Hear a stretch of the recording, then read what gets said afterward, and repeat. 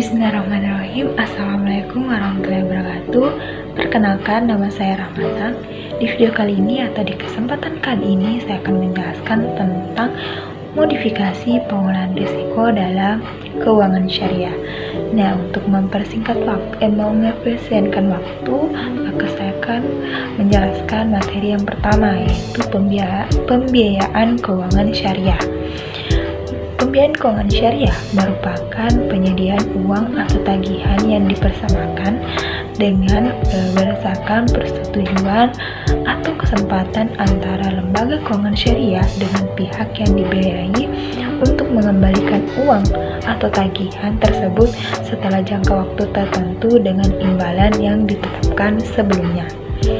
Nah, sebelum kita mengetahui resiko-resiko apa dalam pembiayaan syariah, keuangan syariah, akan terlebih dahulu kita mengetahui jenis-jenis akad dalam pembiayaan syariah.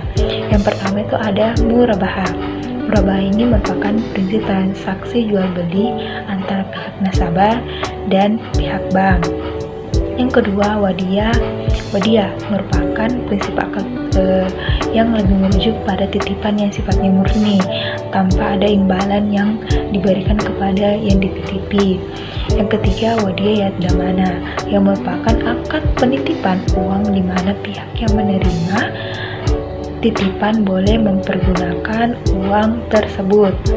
Nah, yang keempat, wadiyah yadamana, berupa penitipan murni yang memberikan amanah pada pihak yang dititipi uang untuk menjaga dan tidak diperbolehkan untuk memanfaatkan uang titipan tersebut. Yang ketiga, mudarabah, merupakan prinsip kerjasama yang terjalin antara pihak yang memiliki modal dan pihak pengelola. Besarnya keuntungan yang didapatkan kedua belah pihak sebelumnya sudah disetujui di awal perjanjian. Yang keempat itu musyarakah. Musyarakah ini merupakan prinsip yang lebih merujuk pada suatu akad yang dilakukan oleh pemilik dana atau sahibul mal yang jumlahnya bisa saja dua atau lebih banyak orang. Yang kelima, akad salam. Nah, akad salam ini merupakan akad pembiayaan untuk suatu barang di mana cara mendapatkannya adalah dengan cara memesan dan membayar harga terlebih dahulu sesuai dengan persyaratan yang sudah disepakati oleh kedua belah pihak. Yang keenam, ijarah. Nah, akad ijarah ini merupakan mengenai penyediaan dana yang bertujuan untuk memindahkan manfaat atau hak guna dari sebuah barang maupun jasa dengan dasar transaksi sewa. Yang ketujuh, istisna. Istisna ini hampir sama dengan salam. Prinsipnya berkaitan dengan pemesan pembuatan suatu barang yang sudah disepakati oleh kedua belah pihak.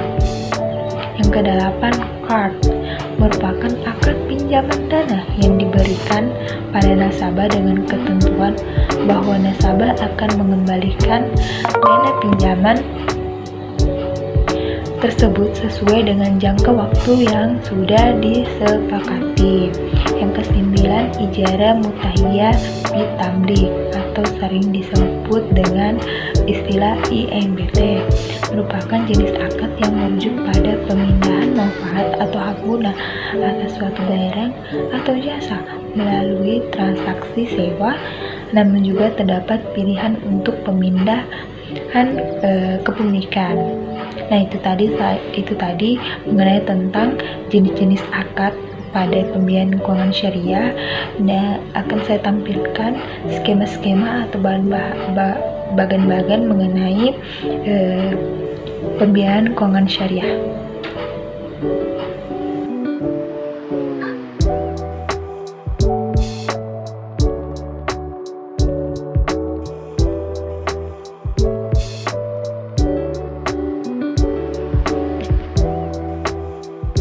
Kemudian materi selanjutnya tentang tagihan dalam keuangan syariah, yaitu transaksi bagi hasil bisa menggunakan akad mudarabah dan musyarakah.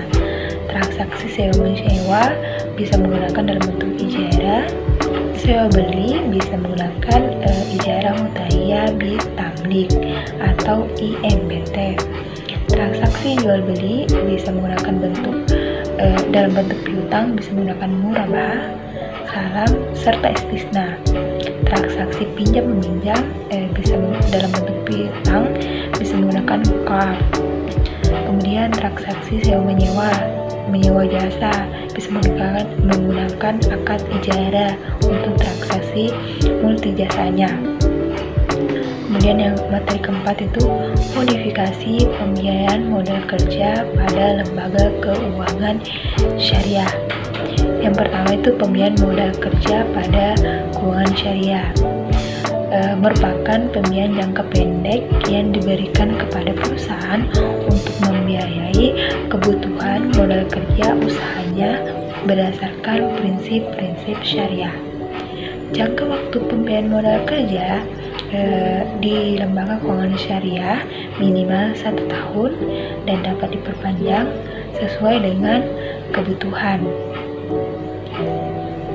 Kemudian materi selanjutnya itu modifikasi pembiayaan modal kerja pada lembaga keuangan syariah.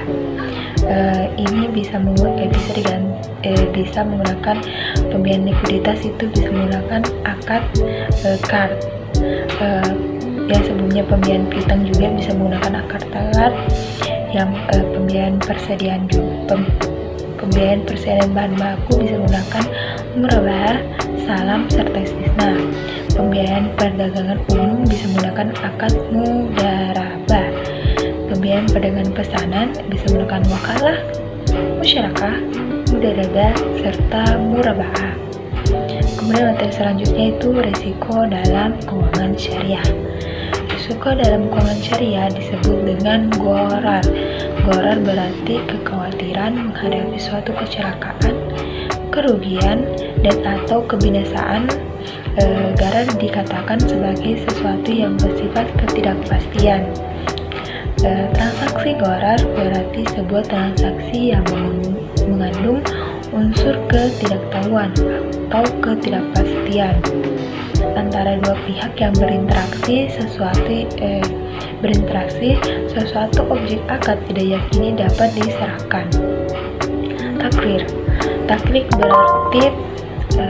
Taklid berarti melibatkan diri dalam sesuatu yang ghorar.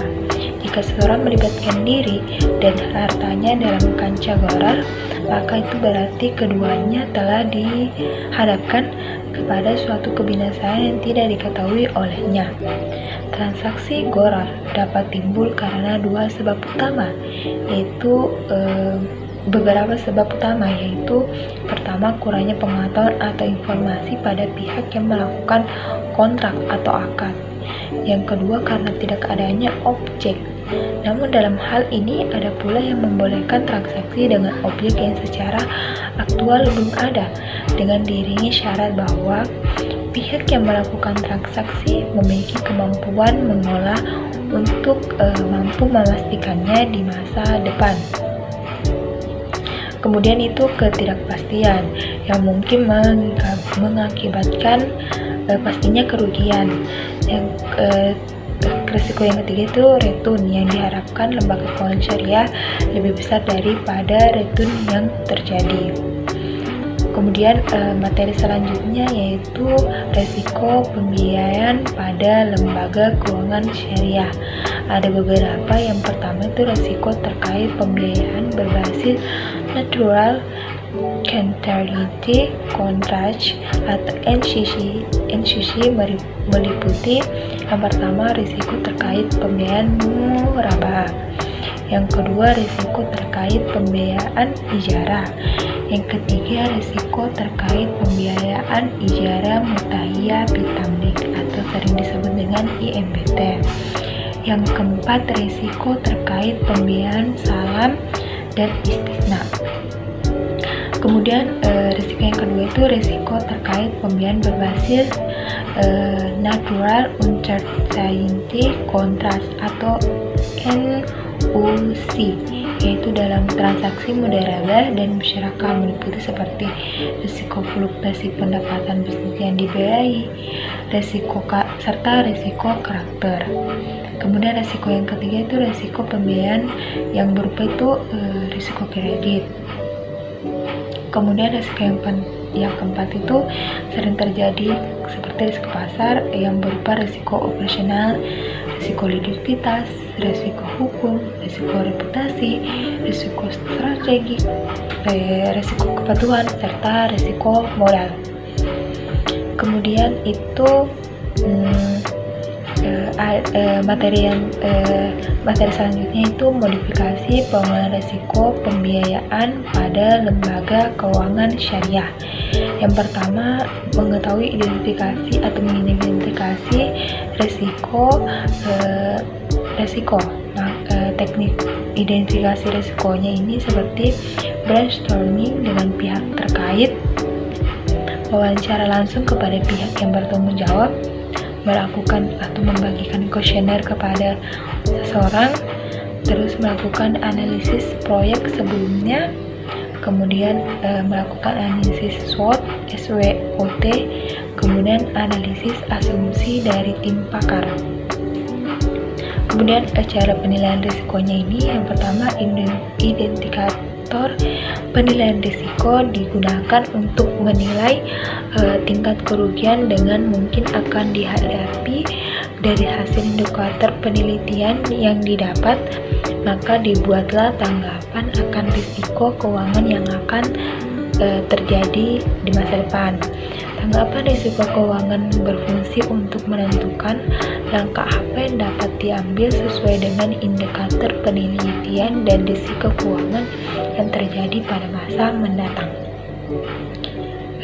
Tanggapan risiko keuangan ini sendiri ada berbagai macam, mulai dari risiko avoidance, risiko sharing, risiko reduction, hingga risiko acceptance. Rencana penanggulangan strategik akan digunakan dalam memecahkan resiko berdasarkan tingkatannya. Kemudian yang ketiga itu rencana penanggulangan. Strategi yang akan digunakan dalam memecahkan risiko berdasarkan tingkatannya. Kemudian itu langkah selanjutnya itu monitoring dan evaluasi. Nah, tahapan terakhir yang perlu dilakukan yang menguasai serta melakukan evaluasi terhadap strategi yang telah dijalankan sebelumnya. Tahapan ini juga sangat penting melihat hal apa yang perlu diperbaiki ketika sebuah strategi sedang berlangsung atau untuk strategi selanjutnya. Kemudian materi terakhir itu tentang penetapan nilai risiko pembiayaan pada lembaga keuangan syariah. Risiko pada pembiayaan pada lembaga keuangan syariah adalah risiko yang disebabkan oleh adanya kegagalan counterparty dalam memenuhi kewajibannya. Risiko pembiayaan dapat diketahui dengan menggunakan rasio pembiayaan bermasalah atau non-performing finance atau NPF. Nah, berikut ini yang akan saya tampilkan tentang rumus dalam menetapkan risiko pembiayaan.